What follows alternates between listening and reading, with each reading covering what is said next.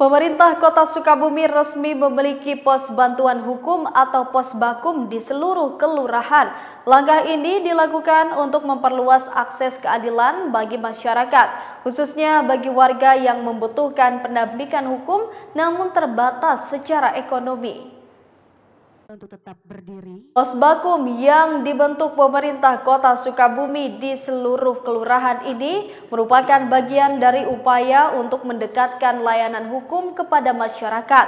Pos bakum memberikan fasilitas konsultasi, edukasi hingga pendampingan hukum secara gratis bagi warga yang kurang mampu. Wali Kota Sukabumi Aib Zaki menjelaskan, pembentukan pos bakum merupakan tindak lanjut dari hasil rapat koordinasi bersama Gubernur Jawa Barat Dedi Mulyadi dan seluruh kepala daerah se-Jawa Barat. Dalam rapat tersebut, setiap daerah diminta memperkuat layanan hukum yang mudah dijangkau sampai tingkat terendah.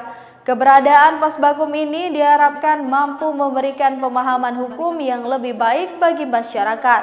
Melalui pos bakum, warga dapat mengetahui hak dan kewajibannya serta menyelesaikan masalah hukum dengan cara yang bijak dan sesuai peraturan. Pos bakum kemarin Pak, baru diresmikan di DPRD yang kemarin Bapak di Jabar kemarin Pak. Pos bakum, posko bantuan hukum yang oh ya, jadi Sukabumi per kelurahan kita punya pos bantuan hukum per kelurahan dan itu sudah diresmikan ya. Dengan beroperasinya pos bakum di setiap kelurahan, pemerintah Kota Sukabumi berharap masyarakat semakin sadar akan hak dan kewajiban hukumnya.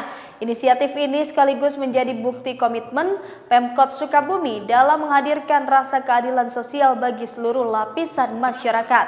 Dari Kota Sukabumi, Sofwan Julfikar, Tim Liputan MGS TV melaporkan.